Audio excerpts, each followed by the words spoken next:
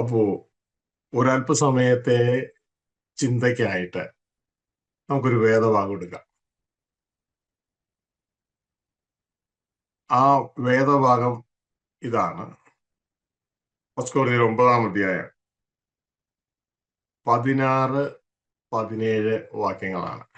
9-ാം അധ്യായത്തിന്റെ 16-17 വാക്യങ്ങൾ. ശബ്ദം ഉയർത്തി ഒന്ന് വായിച്ചാട്ടെ. ഞാൻ സുവിശേഷം അറിയിക്കുന്നു എങ്കിൽ എനിക്ക് പ്രശംസിപ്പാൻ ഒന്നുമില്ല. നിർബന്ധം എൻ്റെ മേൽ കിടക്കുന്നു. ഞാൻ സുവിശേഷം അറിയിക്കുന്നില്ല എങ്കിൽ എനിക്ക് അയ്യോ കഷ്ടം. ഞാനത് മനഃപൂർവ്വം നടത്തുന്നു എങ്കിൽ എനിക്ക് പ്രതിഫലമുണ്ട്. മനഃപൂർവ്വമല്ലെങ്കിലും കാര്യം എങ്കൽ ഭരം ഏൽപ്പിച്ചിരിക്കുന്നു. ശ്രദ്ധിച്ചേ സഹോദരങ്ങളെ,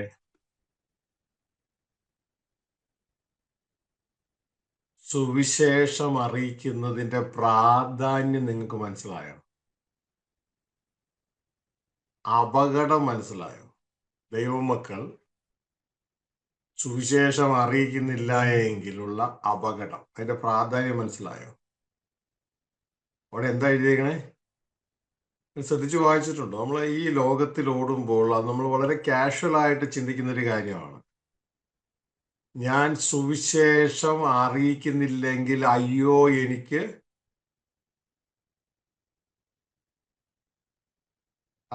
പറയാനൊരു മടി കാണിക്കുന്നുണ്ട്.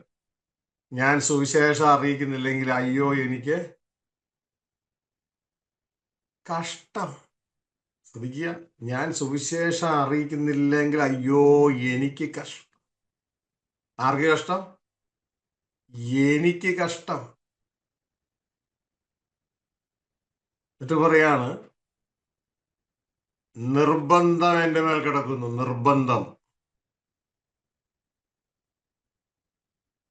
നിർബന്ധം എൻ്റെ മേൽ കിടക്കുന്നു. നിർബന്ധം. ഒന്ന് പറഞ്ഞേ, ഞാൻ സുവിശേഷം അറിയിക്കുന്നില്ല എങ്കിൽ അയ്യോ എനിക്ക് കഷ്ടം. എനിക്ക് കഷ്ടം. നിർബന്ധം എൻ്റെ മേൽ കിടക്കുന്നു. നിർബന്ധം എൻ്റെ മേൽ കിടക്കുന്നു. പ്രാധാന്യം മനസ്സിലായോ?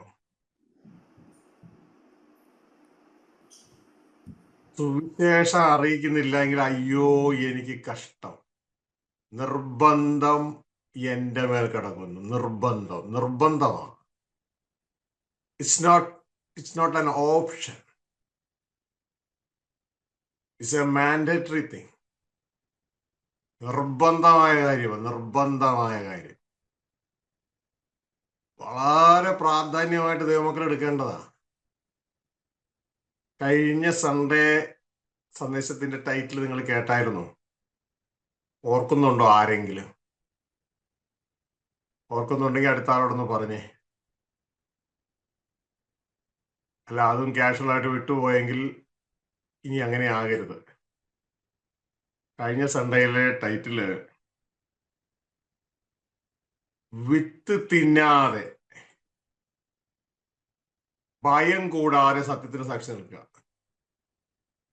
വിത്ത് തിന്നാതെ ഭയം കൂടാതെ സത്യത്തിന് സാക്ഷി നിൽക്കുക. ഇതും അതിനോടനുബന്ധിച്ച് തന്നെയാണ്. നമ്മൾ നല്ലൊരു പങ്ക് വിശ്വാസികളും വിത്ത് തിന്നുന്നവരാണ്. വിത്ത് എന്ന് പറയുന്നത് ഈ ലോക ജീവിതം, നമ്മുടെ ഈ ലോക ജീവിതമാണ് നമുക്കുള്ള വിത്ത്. അവനവന്റെ ജീവിതം. ആ ജീവിതം നമുക്കായി നമ്മൾ ഉപയോഗിച്ചാൽ, അത് നമ്മുടെ ഇഷ്ടങ്ങൾ നിവർത്തീകരിക്കാൻ, നമ്മുടെ ഡ്രീമുകൾ നിവർത്തീകരിക്കാൻ, നമ്മുടെ താല്പര്യത്തിനായിട്ടാണ് നമ്മൾ ഉപയോഗിക്കുന്നതെങ്കിൽ നാം വിത്ത് തിന്നുന്നവരാണ്. പകരം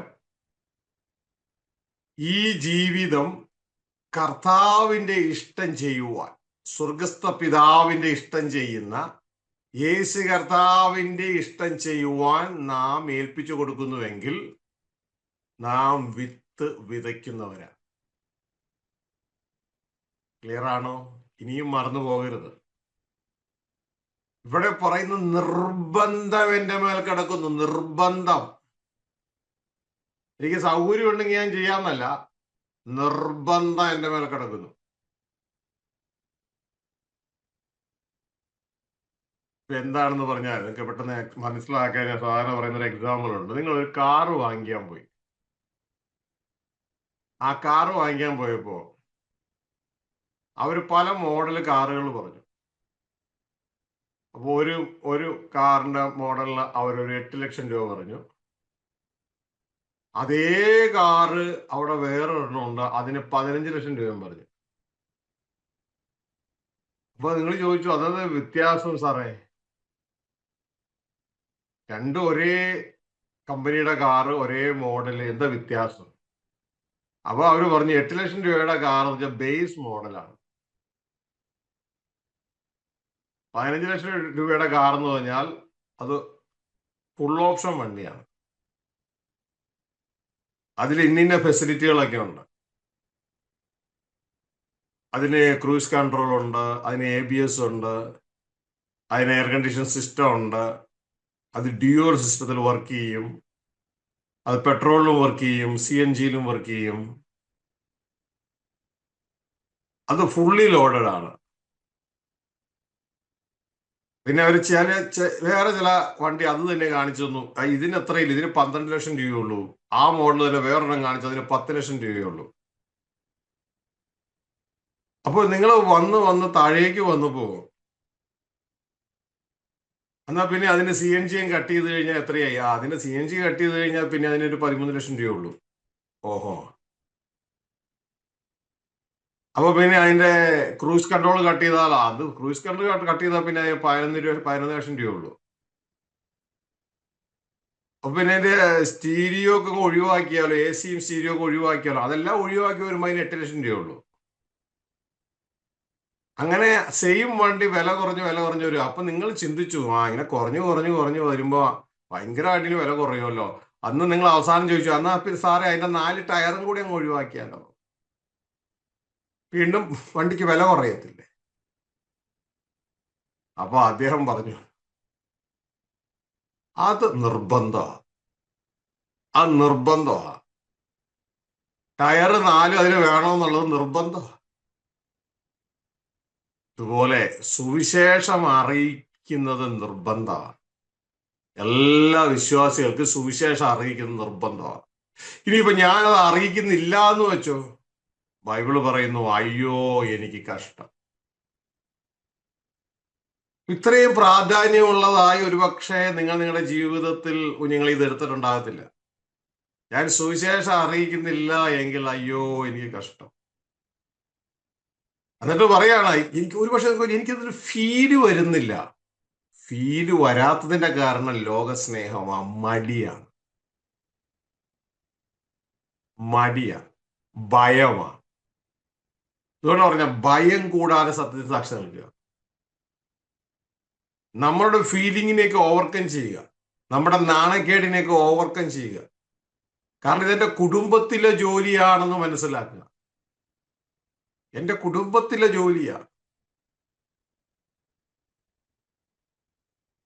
നിങ്ങൾ കണ്ടില്ലേ, വീട്ടിലെ അമ്മമാര് അല്ലെങ്കിൽ അപ്പന്മാര് ഈ മക്കളോട് പറഞ്ഞ ശ്രമിച്ചിട്ടുണ്ടോ?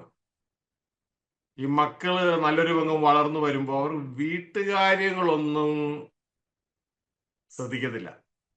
അപ്പോ അമ്മ അല്ലെങ്കിൽ അപ്പൻ അവരോട് പറയും, ഡാ അല്ലെങ്കിൽ എടി, നീയും ഈ വീട്ടിലൊരു അംഗമാ. ഈ വീട്ടിലെ കാര്യങ്ങൾ നോക്കുന്നതിന് നിങ്ങളും ഉത്തരവാദികളാണ്. ഇതുവരെ അപ്പൻ ഉണ്ടാക്കിക്കൊണ്ടു വന്നു, അത് മുഴുവൻ നിങ്ങൾ കഴിച്ചു ഈ വളർന്നു. ഇപ്പൊ നിങ്ങൾക്ക് ജോലിയായി, കാര്യങ്ങളായി, ശമ്പളമായി.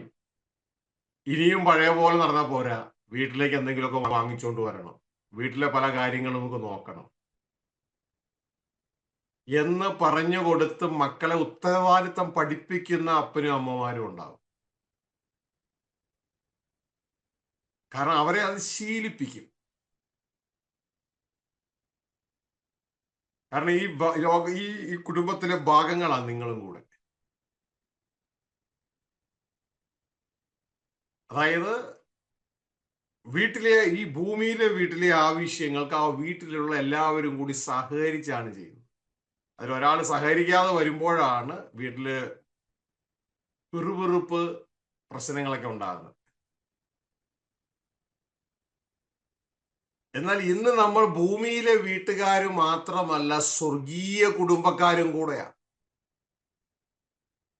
ദൈവത്തിന്റെ വചനം പറയുന്നില്ലേ, നാം ഇനി അന്യരും പരദേശികളും അല്ല, വിശുദ്ധന്മാരുടെ സഹപൗരന്മാരും സ്വർഗീയ ഭവനക്കാരും അത്രേ. അപ്പോൾ സ്വർഗീയ ഭവനത്തിന്റെ കാര്യം നാം നോക്കണ്ടേ? അതോ ഭൂമിയിലെ കുടുംബത്തിലെ കാര്യങ്ങൾ, വയറ്റിപ്പഴപ്പിന്റെ കാര്യങ്ങൾ മാത്രം നോക്കിയാൽ മതിയോ? ഇതാ പറയുന്ന നിർബന്ധം നമ്മുടെ മേൽ കിടക്കുന്നു. നിർബന്ധം. നമ്മൾ ദൈവത്തിന്റെ മക്കളാണെങ്കിൽ ഇത് ചെയ്യാനുള്ള നിർബന്ധം നമ്മുടെ മേൽ കിടക്കുന്നു. ഇതാ ദൈവത്തിന്റെ വചനം പറയുന്നത്. ഇതുവരെ അത് പറഞ്ഞു നോക്കിയിട്ടില്ലല്ലോ. ആ വണ്ടിയുടെ 4 കാറ് നിർബന്ധ, 4 ടയറുകൾ നിർബന്ധമാണ്. ഇതേപോലെ ദൈവത്തിന്റെ വചനം പറയാ, നിർബന്ധം എന്റെ മേൽ കിടക്കുന്നു. നിർബന്ധം. അതാരും പറഞ്ഞ് ശീലിപ്പിച്ചിട്ടില്ലായിരിക്കും. അത് തന്നെത്താനൊന്ന് പറഞ്ഞു നോക്കിയേ, നിർബന്ധം എന്റെ മേൽ കിടക്കുന്നു എന്ന് പറഞ്ഞേ. എന്തറിയിക്കാൻ? സുവിശേഷം അറിയിപ്പാൻ. എന്താണ് സുവിശേഷം? യേശുക്രിസ്തു പറയാണ്, ദൈവരാജ്യം സമീപിച്ചിരിക്കുന്നു, അതുകൊണ്ട് നീ മാനസാന്തരപ്പെട്ട്, അതായത് നിന്റെ സ്വകേന്ദ്രീകൃത ജീവിതം വിട്ട് ദൈവകേന്ദ്രീകൃത ജീവിതത്തിലേക്ക് വരിക. കാരണം ദൈവപിതാവ് നിന്നോടുകൂടെ ജീവിപ്പാൻ ആഗ്രഹിക്കുന്നു. നല്ല വിശേഷം. ആ വിശേഷത്തിലേക്കുള്ള ഏക വഴി കർത്താവായ യേശുവാണ്. യേശുവിന്റെ കാൽവരി ക്രൂശിലെ യാഗമാണ്. ഇത് നാം അറിയിക്കാൻ നിർബന്ധം നമ്മുടെ മേൽ കിടക്കുന്നു. നിർബന്ധം. ഹല്ലേലൂയ. ഇത് സ്വർഗീയ കുടുംബക്കാരിയാന്നേ. സ്വർഗീയ കുടുംബക്കാരി. നിർബന്ധം നമ്മുടെ മേൽ കിടക്കുക. അത് ചെയ്തില്ലെങ്കിൽ ദൈവത്തിന്റെ വചനം പറയുന്നു, അയ്യോ എനിക്ക് കഷ്ടം, അയ്യോ എനിക്ക് കഷ്ടം. കാരണം ഇത് ചെയ്യാത്ത ഒരു മകൻ വീട്ടിൽ വന്ന് ഭക്ഷണം കഴിക്കുമ്പോൾ, നോർമലി നമ്മുടെ നാട്ടിലെ കാര്യമാണ് പറയണേ, വീട്ടിൽ വന്ന് ഭക്ഷണം കഴിക്കുമ്പോൾ സാധാരണപ്പെട്ട മകന് ഒരു അകത്തൊരു വിഷമം ഉണ്ടാകും. കാരണം ഞാനൊന്നും സ്പെൻഡ് ചെയ്യാതെ ഞാൻ കഴിക്കുവാണല്ലോ എന്ന്. അപ്പനെ കാണുമ്പോൾ ചെറിയൊരു വിറയുണ്ടാകും. പിന്നെ കുറച്ച് നാള് ഫ്രണ്ട് വാതിലൂടെ വരത്തില്ല, ബാക്ക് വാതിലൂടെ വരും. ഇനി അമ്മമാർക്കൊരു പ്രത്യേക ലാവണ്യം ഉള്ളത് കൊണ്ട് ബാക്കിൽ കൂടി കയറ്റി ഭക്ഷണം കൊടുക്കും.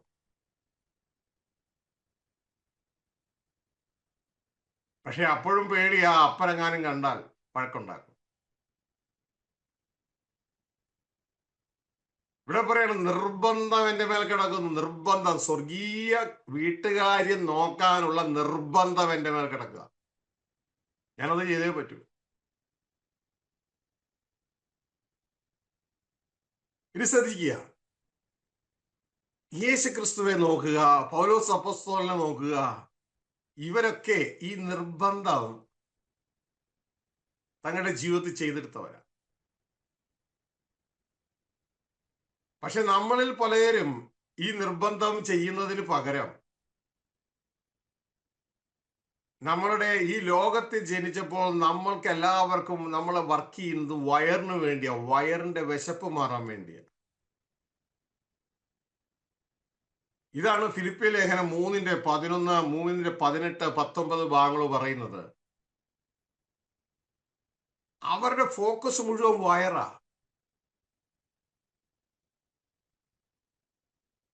എന്ത് ചിന്തിച്ചാലും വയറുമായിട്ടുള്ള ബന്ധത്തിൽ, ഭക്ഷണവുമായിട്ടുള്ള ബന്ധത്തിൽ, ഭൂമിയിലെ ഭക്ഷണവുമായിട്ടുള്ള ബന്ധത്തിലെ കാര്യങ്ങൾ സംസാരിക്കും.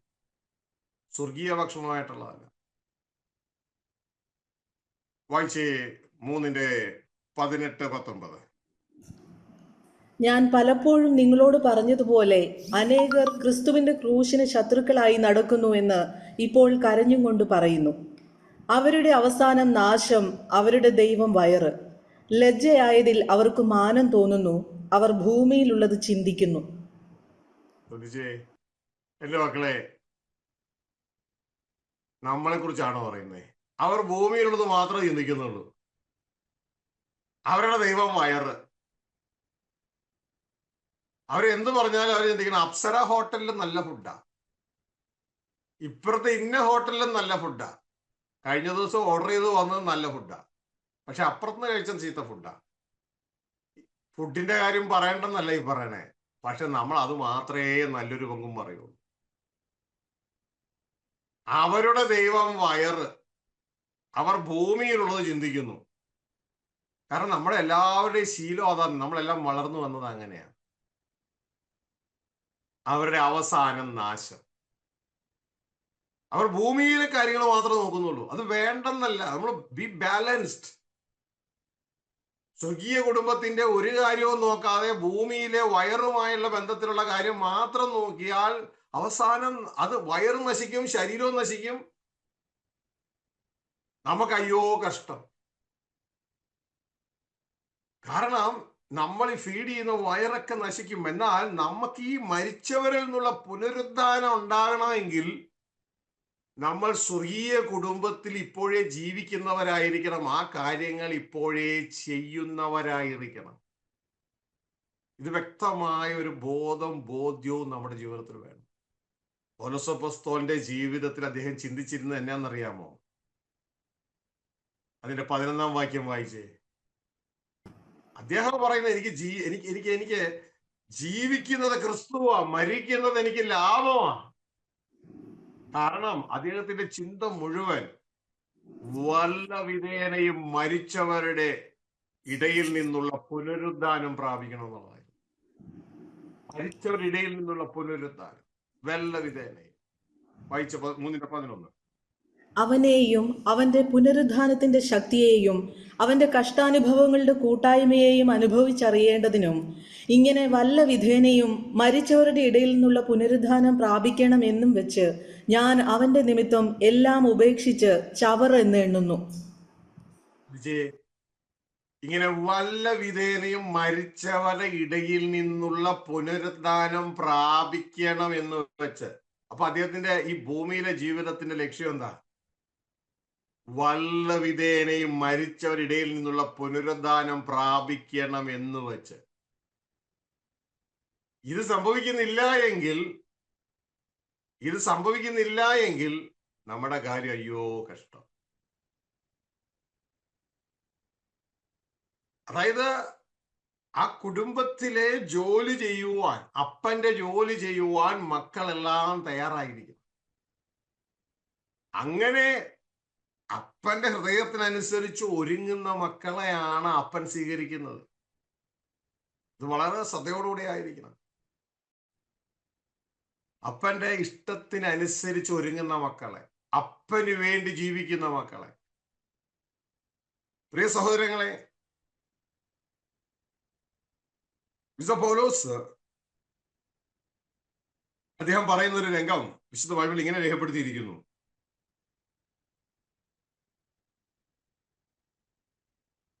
കർത്താവായ യേശു എന്നെ ഏൽപ്പിച്ച ശുശ്രൂഷ പൂർത്തീകരിക്കണമെന്നാണ് എൻ്റെ ഏകാഗ്രഹം. ഈ ഭൂമിയിൽ തന്നെ ഏൽപ്പിച്ച ശുശ്രൂഷ പൂർത്തീകരിക്കണം.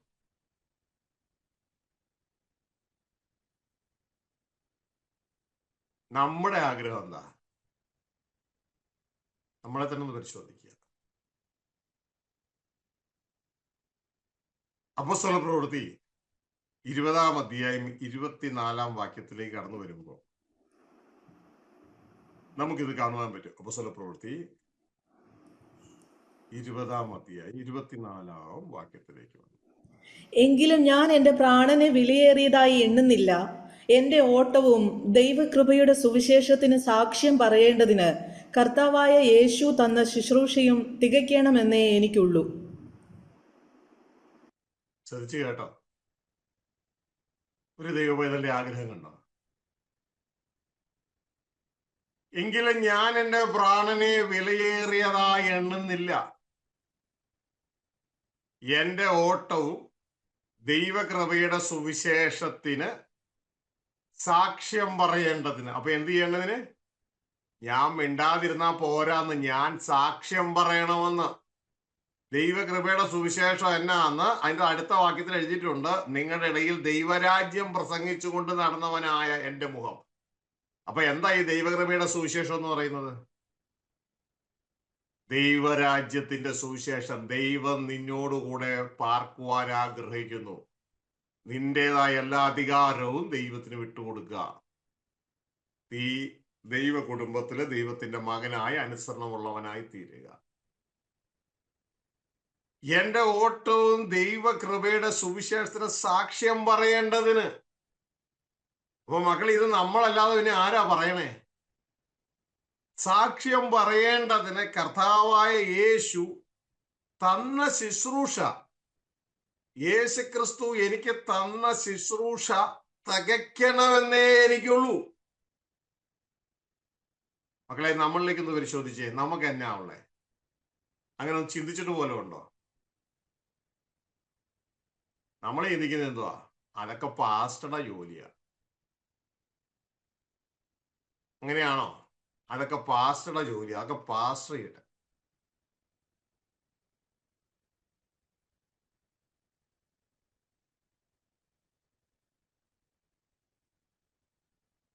അങ്ങനെയാണ് ഇതുവരെയുള്ള ചിന്തകൾ. ആ ചിന്ത മാറ്റുക. സുവിശേഷം അറിയിക്കുവാനുള്ള നിർബന്ധം എൻ്റെ മേൽ കിടക്കുന്നു. ഞാൻ അറിയിക്കുന്നില്ലെങ്കിൽ അയ്യോ എനിക്ക് കഷ്ടം. ഇപ്പൊ സുവിശേഷം അറിയിക്കാനുള്ള ഒരു ചിന്ത എനിക്കില്ല എങ്കിൽ മനസ്സിലാക്കിക്കോ, ഇത് ദൈവം നമുക്ക് എല്ലാവർക്കും തന്നിട്ടുള്ള കുടുംബത്തിലെ കോമൺ വർക്കാണ്. കുടുംബത്തിലെ കോമൺ വർക്ക്. ഈ അപ്പനെ കുറിച്ച് അറിയിക്കണം. ആരറിയിച്ചതുപോലെ? ക്രിസ്തു അറിയിച്ചതുപോലെ. ഇതാണ് പലരും ചിന്തിക്കുന്നത് പാസ്റ്റർമാരുടെ മാത്രം ജോലിയാണെങ്കിൽ ഒരു വചനം വായിക്കുക. 1 പത്രോസ് അതിന്റെ 2:9 ഇങ്ങനെയാ പറയുന്നത്: നിങ്ങളോ, അല്ലാതെ പാസ്റ്റർമാരോ എന്നല്ല, നിങ്ങളോ. വായിച്ചേ. നിങ്ങളോ അന്ധകാരത്തിൽ നിന്ന് തന്റെ അത്ഭുത പ്രകാശത്തിലേക്ക് നിങ്ങളെ വിളിച്ചവന്റെ സദ്ഗുണങ്ങളെ ഘോഷിപ്പാൻ തക്കവണ്ണം തിരഞ്ഞെടുക്കപ്പെട്ട ഒരു ജാതിയും രാജകീയ പുരോഹിത വർഗവും വിശുദ്ധ വംശവും സ്വന്ത ജനവുമാകുന്നു. കേട്ടോ? അങ്ങനെയാണോ സ്റ്റാർട്ടിങ്? പാസ്റ്റർമാരോ അങ്ങനെയാണോ? അതോ നിങ്ങളോ എന്നാണോ? നിങ്ങളോ, നിങ്ങളോ. നമ്മളിലേക്ക് തന്നെ കൈ ചൂണ്ടിട്ടെന്ന് പറഞ്ഞേ, ഞങ്ങളോ, ഞങ്ങളോ. എന്തിനുള്ളതാ? ഞങ്ങളെ ഇരുട്ടിൽ നിന്ന് തന്റെ അത്ഭുത പ്രകാശത്തിലേക്ക് വിളിച്ചവന്റെ സൽഗുണങ്ങളെ ഓക്ഷിക്കാനുള്ളവരാ. അല്ലേ? ഇരുട്ടിൽ നിന്ന്, പിശാചിന്റെ അധികാരത്തിന്റെ കീഴിൽ നിന്ന്, അന്ധകാരത്തിൽ നിന്ന് തന്റെ അത്ഭുത പ്രകാശത്തിലേക്ക്, ദൈവരാജ്യത്തിലേക്ക് നമ്മളെ വിളിച്ചത് നമ്മുടെ സ്വർഗസ്ഥ പിതാവാണ്. ആരിലൂടെ വിളിച്ചു? ക്രിസ്തുവിലൂടെ വിളിച്ചു. ഇന്ന് ആ ക്രിസ്തുവിലുള്ള നമ്മളിലൂടെ വേണം വിളിക്കാൻ. പക്ഷെ നമ്മൾ വാ തുറക്കാതിരുന്നാലോ? ബ്രദറെ, ദേവദാസനെ, എനിക്ക് അങ്ങേ അറിയാലോ, എനിക്ക് അതിനുള്ള ടാലന്റ് ഒന്നുമില്ല. ഞാനൊക്കെ പറയുമ്പോ ആളുകളങ്ങ് കളിയാക്കുവാന്നേ. എന്റെ മോനെ, ഈ നിന്റെയൊക്കെ ദൈവം നാലെണ്ണം തന്നിട്ടുണ്ട്, നിനക്കത് ഉപയോഗിക്കാം. നീ ഉപയോഗിക്കുമ്പോൾ അത് വർദ്ധിക്കും. ചെറുതാണെങ്കിൽ അത് വർദ്ധിക്കും. അല്ല, നിനക്ക് നിന്റെ ചിന്തയിൽ അതൊന്നുമില്ല എന്ന് നീ ചിന്തിക്കുന്നുണ്ടോ? കയ്യിൽ ഫോണില്ലാത്ത ആളല്ലല്ലോ ഇന്ന്. നിനക്ക് താലന്ത് ഇല്ലെങ്കിലും ഇതാ ദൈവരാജ്യ സന്ദേശം പ്രസംഗിച്ച അനേക സുവിശേഷങ്ങൾ ഇന്ന് ഓൺലൈനിൽ കിടക്കുന്നുണ്ട്. സുവിശേഷ സന്ദേശങ്ങൾ, നമ്മുടെ പരസ്യയോഗത്തിന്റെ ധാരാളം സന്ദേശങ്ങൾ കിടക്കുന്നുണ്ട്. കുഞ്ഞേ, ഇത് നിനക്ക് നിന്റേതായ സജഷൻസ് കൂടി താഴെ എഴുതി ഷെയർ ചെയ്യാം. അത് ഈ സുവിശേഷം അറിയിക്കുന്നതിന്റെ ഒരു ഭാഗമാണ്. ദൈവത്തിന്റെ വചനം പറയാണ്, നമ്മളെ വിളിച്ചവന്റെ സൽഗുണങ്ങളെ നാം ഘോഷിക്കണം. അല്ലാണ്ട് വയറിന് വേണ്ടി മാത്രം നിന്ന് അവസാനിക്കരുത്. വയറിന് വേണ്ടി മാത്രം പണിയെടുക്കണമെന്ന് ഞാൻ പറയുന്നില്ല. പണിയെടുക്കാത്തവൻ കഴിക്കരുതെന്നാണ് ബൈബിളിന്റെ വചനം പറയുന്നത്. പക്ഷെ അതുകൊണ്ട് മാത്രം നമ്മളുടെ ഈ ഭൂമിയിലെ കാര്യം മാത്രം നോക്കി അവസാനിക്കരുത്, അരിഷ്ടരായി തീരരുത്. നമ്മളെ വിളിച്ച സ്വർഗീയ പിതാവിന്റെ സൽഗുണങ്ങളെ നാം അറിയിക്കണം. അതിനുവേണ്ടി സ്വർഗീയ പിതാവ് തന്ന പുത്രനെ കുറിച്ച് നാം അറിയിക്കണം. ആ പുത്രനെ അനുഗമിക്കുന്നതിനെ പറ്റി നാം അറിയിക്കണം. ആ പുത്രന്റെ പൂർണ്ണതയിലേക്ക് എത്തിച്ചേർന്ന് സ്വർഗീയ പിതാവുമായി ഒന്നായി ചേരേണ്ടതിനെ കുറിച്ച് നാം അറിയിക്കണം. നിർബന്ധം നമ്മുടെ മേൽ കിടക്കാന്ന് പറയാം. നിർബന്ധം. ഹല്ലേലൂയ. നിർബന്ധമാണ്. അല്ലെങ്കിൽ അയ്യോ എനിക്ക് കഷ്ടം. നമ്മൾ ഈ എപ്പോഴും ഈ കഷ്ടം എന്ന് പറയണേ എന്തെങ്കിലും ദുരന്തം വരുമ്പോഴല്ലേ. ദുരന്തം. ഇന്നോടത്ത് ഇതാ ഉരുൾപൊട്ടൽ ഉണ്ടായി, ഒരു ഗ്രാമം മുഴുവൻ ഒലിച്ചുപോയി. അപ്പൊ നമ്മൾ ഉടനെ എന്താ പറയാ? ഓ, അങ്ങനെയാണോ പറയുന്നത്?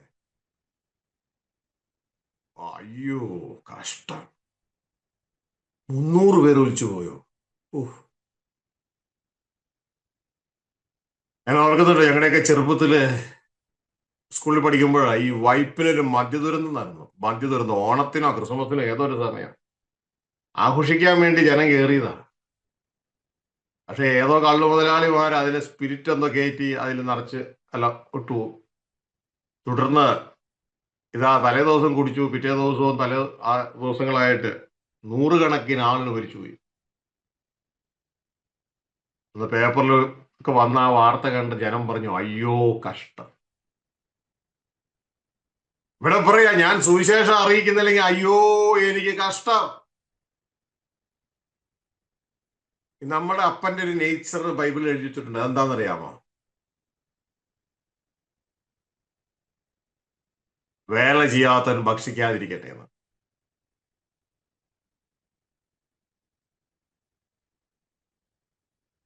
അപ്പോ ഈ ഒരു നേച്ചർ മാറില്ല എന്ന് മനസ്സിലാക്കിക്കൊള്ളുക. യഹോവയെ ഞാൻ മാറാത്തവൻ. യേശുക്രിസ്തുവിനെ കുറിച്ച് പറയുന്നു, യേശുക്രിസ്തു ഇന്നലെയും ഇന്നും നാളെയും മാറാത്തവൻ. ഇനി യേശു ഇതിൽ നമുക്ക് നല്ലൊരു മാതൃകയായിരുന്നു. പൗലോസ് പറയുന്നു, ഇത് പൗലോസ് പറയുന്ന ആ ഭാഗത്തെ കുറിച്ച് ഇതാ അപ്പോസ്തലപ്രവൃത്തി 20:24 ആ ഭാഗത്തെ കുറിച്ച് NIV ഇങ്ങനെയാ പറയുന്നത്: my only aim is to finish the race and complete the task the Lord Jesus has given me. My only aim. ഈ ഭൂമിയിലെ എന്റെ എയിം എന്ന് പറയുന്നത് എനിക്ക് എന്റെ കർത്താവായ യേശു ഏൽപ്പിച്ച ജോലി തികയ്ക്കണമെന്നാണ് എന്റെ ആഗ്രഹം. നമ്മുടെ ആഗ്രഹം ഒന്ന് പരിശോധിച്ചേ. എന്നിട്ട് തെറ്റാണെങ്കിൽ ഇതല്ലെങ്കിൽ ഒന്ന് മനസ്സുബുദ്ധിക്ക് രൂപാന്തരപ്പെടാൻ ഏൽപ്പിച്ചു കൊടുത്തേ.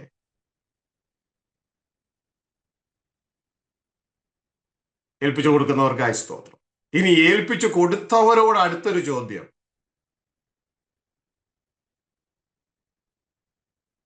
ഈ ജോലി പൂർത്തിയാക്കാൻ നമ്മളിപ്പോ ഒരു കോൺട്രാക്ട് എടുക്കുകയാണെങ്കിൽ ഈ ഭൂമിയിൽ ഒരു വീട് പണിയണം, അല്ലെങ്കിൽ ഒരു പ്രൊജക്ട് നമുക്ക് തന്ന് അതിന്റെ ഒരു പീരീഡ് ഉണ്ട്. ആ ഒരു പീരീഡിൽ അത് പൂർത്തീകരിച്ചു കൊടുക്കണം. അല്ലെന്നുണ്ടെങ്കിൽ ഗൾഫിലെ സംബന്ധിച്ച് ഇപ്പൊ 10 മാസത്തിനുള്ളിൽ പൂർത്തീകരിക്കേണ്ട പണിയാണ്, പൂർത്തീകരിക്കപ്പെട്ടില്ല എങ്കിൽ 11ാമത്തെ മാസം മുതൽ ഫൈനാണ്. അതുകൊണ്ട് ഇവരെന്ത് ചെയ്യും? ഒരു എക്സ്ക്യൂസും പറയാതെ, സാറേ അത് കിട്ടാഞ്ഞത് കൊണ്ടാണ് ഞാനത് ചെയ്യാഞ്ഞ്, അങ്ങനെയുള്ള എക്സ്ക്യൂസുകളൊക്കെ മാക്സിമം ഒഴിവാക്കും. കാരണം സമയത്തിന് തീർത്തു കൊടുത്തില്ലെങ്കിൽ എന്റെ കയ്യിൽ നിന്ന് പൈസ പോകും. അതുകൊണ്ട് എക്സ്ക്യൂസുകളൊക്കെ ഒഴിവാക്കി ഇവര് പ്രൊജക്റ്റ് ആ സമയത്തിന് തീർത്തു കൊടുത്തിട്ട് ആ കീ അങ്ങ് കൊടുക്കും. ടേൺ കീ സൊല്യൂഷൻ ആണെങ്കിൽ.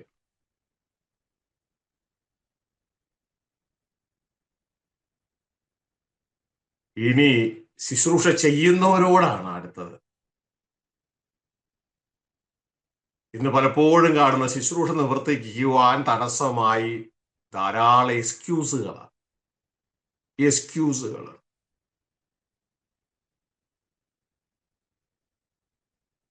സഹോദരങ്ങളെ, എക്സ്ക്യൂസുകളൊക്കെ ഒഴിവാക്കുക.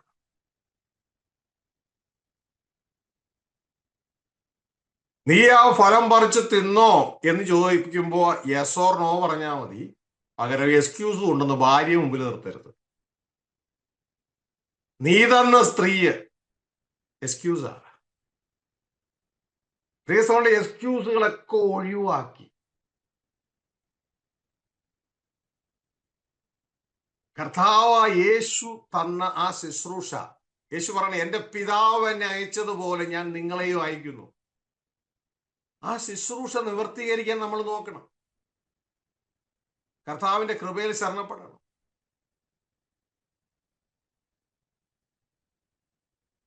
ഞാൻ കണ്ടിരിക്കുന്ന ഒരു സത്യം എന്ന് പറയുന്നത്, നമ്മൾ അതിന് തയ്യാറാണെങ്കിൽ നമ്മുടെ എല്ലാ ബലഹീന അവസ്ഥകളെയും ദൈവം ബലമുള്ളതാക്കി മാറ്റും. അത് ദൈവത്തിന്റെ ഉത്തരവാദിത്വമാണെന്നേ. ദൈവത്തിന് വേണ്ടി, നിങ്ങളുടെ കമ്പനിക്ക് വേണ്ടി ഓടുന്ന ഒരു കാറ്, ആ കാറ് കേടായി പോയാൽ ആർക്കാ നഷ്ടം? നിങ്ങൾക്കല്ലേ നഷ്ടം. കാരണം നിങ്ങൾക്ക് സമയാസമയത്ത് നിങ്ങളുടേതായ മെറ്റീരിയൽസ് പലയിടത്തും ഡെലിവറി ചെയ്യേണ്ടതാ, പറ്റുന്നില്ല, ആ കാറ് കേടാ. ഇതുപോലെ ഞാനും നിങ്ങളും കേടായി കിടന്നാൽ ആർക്കാ നഷ്ടം? ദൈവത്തിനല്ലേ നഷ്ടം. അങ്ങനെയെങ്കിൽ നാം നന്നായി ഓടുന്ന വ്യക്തികളാണ് എങ്കിൽ നമ്മൾ കേടാകാൻ ദൈവം സമ്മതിക്കുവോ? ഇൻ കേസ് കേടായാൽ ഉടനെ തന്നെ ദൈവം ഹാൻഡിൽ ചെയ്യത്തില്ലേ? കാര്യം ഇടപെടത്തില്ലേ? അപ്പോ സീക്രട്ട് ഓഫ് സക്സസ് എന്ന് പറയുന്നത് നമ്മൾ ദൈവത്തിനായി എപ്പോഴും അവൈലബിൾ ആയിരിക്കുക എന്നുള്ളത്. വിശുദ്ധിയോടെ. വിശുദ്ധി ഉണ്ടെങ്കിലേ ദൈവത്തിന് ഉപയോഗിക്കാൻ പറ്റും. അപ്പൊ എക്സ്ക്യൂസുകളൊക്കെ ഒഴിവാക്കണം. തന്ന സമയത്തിന് പൂർത്തീകരിക്കണം. തന്ന സമയത്തിന് പൂർത്തീകരിക്കാതെ എക്സ്ക്യൂസ് പറഞ്ഞുകൊണ്ടിരുന്ന എന്തു പറ്റും? നമ്മൾ പിശാചിന് ഇടം കൊടുക്കും. അത് ജീവിതത്തിൽ പല പല വിഷയങ്ങളിലേക്കും നമ്മൾ തിരിയുവാനായിട്ട് അറിയാം. അപ്പൊ വിഷയങ്ങൾ ഇല്ലാതെ മുന്നോട്ടേക്ക് പോകണമോ? കർത്താവിനായി പ്രയോജനപ്പെടുക.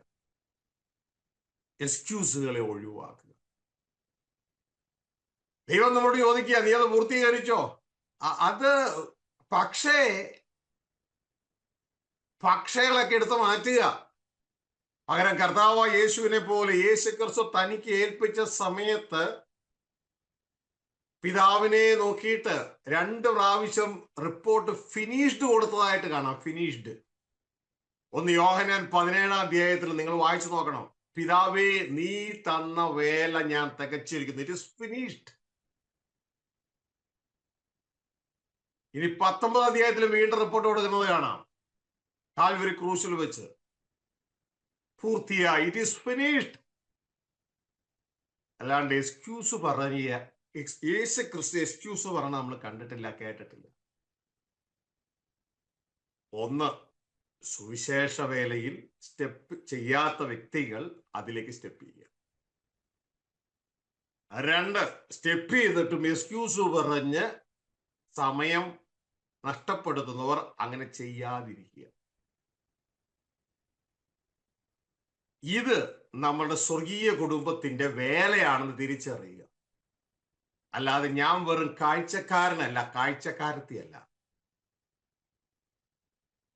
എന്റെ സ്വർഗീയ പിതാവിന്റെ സൽഗുണങ്ങളെ യേശു ക്രിസ്തു എങ്ങനെ ആ ഇഷ്ടങ്ങളെ ഘോഷിച്ചോ, തന്റെ വായിലൂടെ ജീവിതത്തിലൂടെ പ്രദർശിപ്പിച്ചോ, അതേപോലെ ക്രിസ്തുവിലുള്ള നമ്മൾ ക്രിസ്തുവെ പ്രദർശിപ്പിക്കണം. ക്രിസ്തുവിലൂടെ സ്വർഗീയ പിതാവിനെ പ്രദർശിപ്പിക്കണം. നമ്മളോട് പറയുന്നത് എങ്ങനെയാ? നിങ്ങളുടെ സ്വർഗീയ പിതാവ് സൽഗുണപൂർണനായിരിക്കുന്നത് പോലെ നിങ്ങളും സൽഗുണപൂർണരായിരിക്കും. യേശു ക്രിസ്തു എങ്ങനെയാ തന്റെ അപ്പനെ പ്രഘോഷിച്ചത്? നമ്മുടെ മുമ്പിൽ വിവരിച്ചു തന്നു, അല്ലെ? നമ്മുടെ മുമ്പിൽ വിവരിച്ചു തന്നു.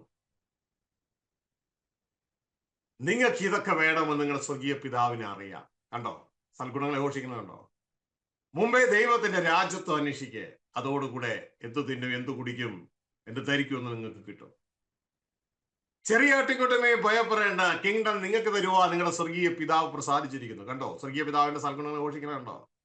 അറിയിക്കുന്നത് കണ്ടോ? പിതാവോട് പറയുക, പിതാവേ, ലോകത്തിന് നിന്നെ അറിയത്തില്ല, പക്ഷെ ഞാനോ നിന്നെ അറിയുന്നു. ഞാൻ നിന്നെ ഇവരുടെ മുമ്പിൽ വെളിപ്പെടുത്തുന്നു. കണ്ടോ? സ്വർഗീയ പിതാവിനെ വെളിപ്പെടുത്തുന്നത് കണ്ടോ?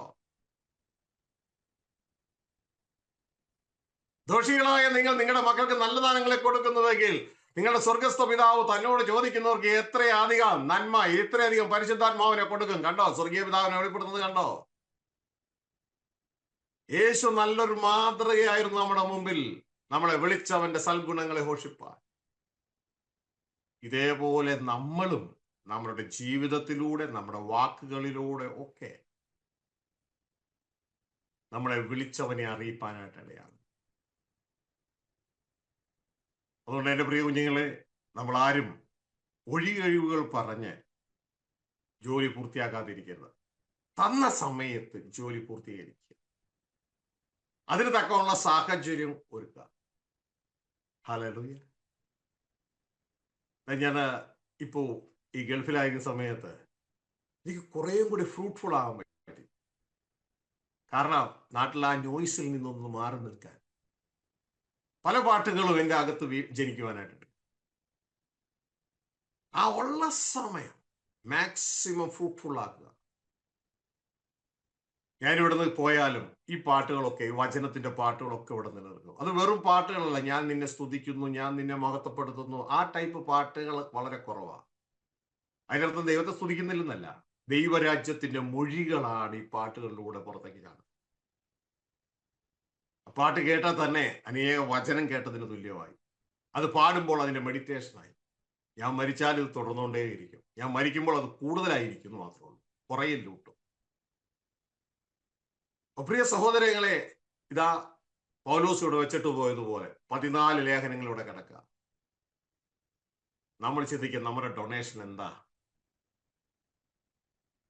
സ്വർഗരാജ്യത്തിന്റെ എന്താണ് നമ്മളുടെ ഈ ഭൂമിയിൽ റിലീസ് ചെയ്തിട്ട് പോകുന്നത്? അതോ ഞാൻ വെറും കൺസ്യൂമർ മാത്രമാണോ, തിന്നു തീർക്കുന്നവൻ മാത്രമാണോ? ദൈവം വെച്ച അരി, ദൈവം വെച്ച ഗോതമ്പ്, ദൈവം ഭൂമിയിൽ വെച്ചതൊക്കെ തിന്ന് അവസാനിപ്പിക്കുന്ന ആൾ മാത്രമാണോ? അതോ സ്വർഗത്തിൽ നിന്ന് ഭൂമിയിലേക്ക് ഞാൻ കോൺട്രിബ്യൂട്ട് ചെയ്യുന്ന ആളാണോ? നമ്മളെ തന്നെ ഒന്ന് പരിശോധിക്കുക. ഭയം കൂടാതെ അറിയിക്കുക. നിങ്ങളിത് ഈ സന്ദേശം അറിയിച്ചു വരുമ്പോൾ പിശാചും അവന്റെ ഡാർക്ക് ലോബികൾ നിങ്ങൾക്കെതിരെ വരും. അത് കാണുമ്പോൾ തന്നെ നിങ്ങൾക്ക് അറിയാതെ പിശാചിന്റെ ആളുകളാണ്. അവരുടെയൊക്കെ മുമ്പിൽ ഭയം കൂടാതെ, ഞാൻ ബൈബിളിലെ വചനത്തിലല്ലാത്ത എന്തെങ്കിലും പറയുന്നെങ്കിൽ നിങ്ങൾക്ക് എന്നെ തിരുത്താം. ഭയം കൂടാതെ അവരുടെ മുമ്പിൽ പ്രദർശിപ്പിക്കുക. സഭക്കാരെന്ന് പറയുന്നവരെതിരെ വരും. യേശുക്രിസ്തു വന്നപ്പോഴും അവൻ സ്വന്തത്തിലേക്ക് വന്നു, സ്വന്തമായ ഒരു അവനെ കൈക്കൊണ്ടില്ല. വീട്ടിലിന്റെ അകത്ത് നിന്ന് വരെ എതിരായിരുന്നു. യേശുക്രിസ്തു പറഞ്ഞു, എന്നെ അനുഗമിക്കുന്ന നിങ്ങളുണ്ടല്ലോ,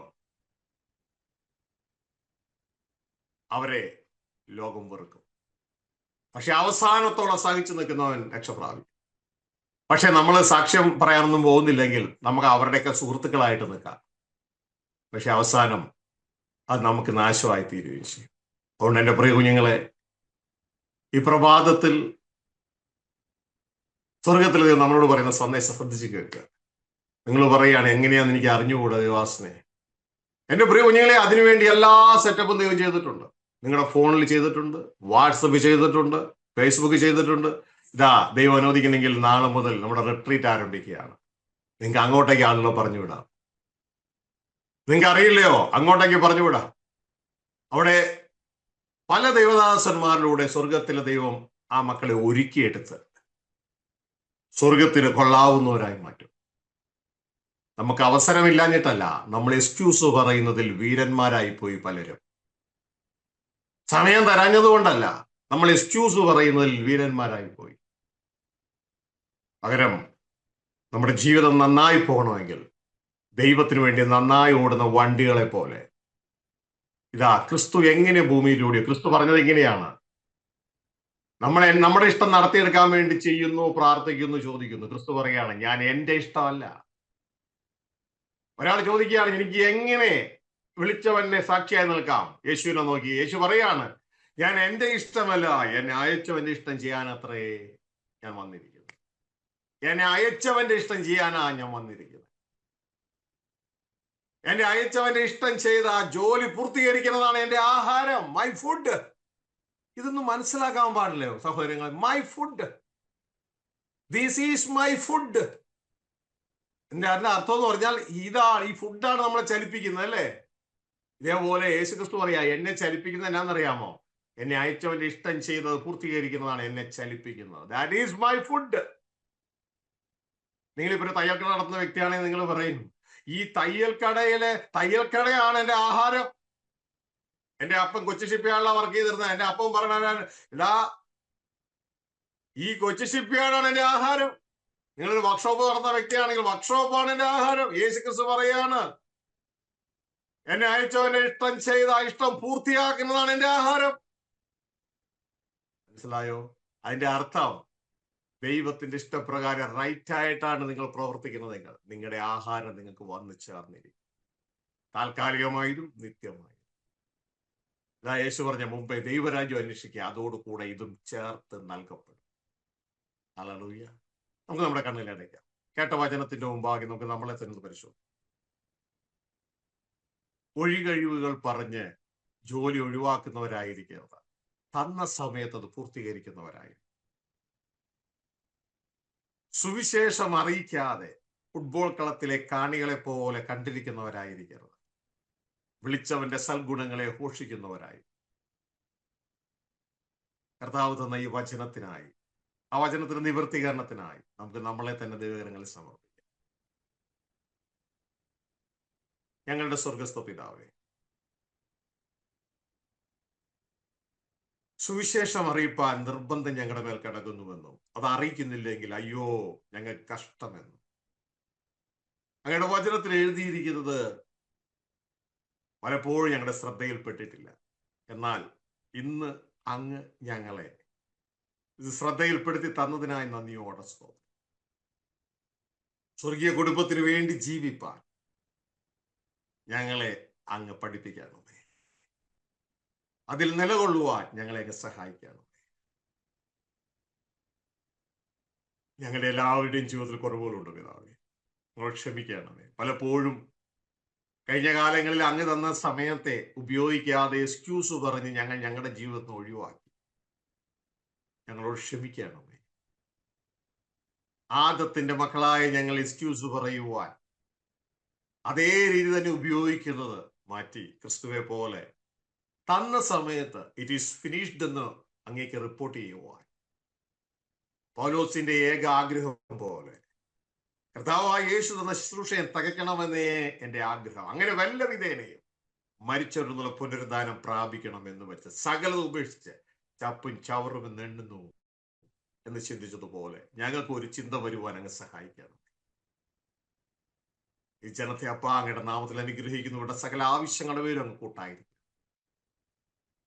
തുടർന്ന് അങ്ങേ ആരാധിപ്പാൻ, അങ്ങേക്കായി ഈ ജീവനെ സമർപ്പിപ്പാൻ, ജീവിപ്പാൻ ഞങ്ങളെ സഹായിക്കേണ്ടത്. ഈ ജനത്തെ എല്ലാം അങ്ങയുടെ നാമത്തിൽ അനുഗ്രഹിക്കുന്ന ദുഷ്ടോട് കൽപ്പിക്കുന്ന തൊട്ടുപോകരുത്. കിങ്ഡം പ്രോപ്പർട്ടിയാണ്. യേശു രക്തത്താൽ വിലയ്ക്ക് വാങ്ങപ്പെട്ട ദൈവത്തിന്റെ മുതല.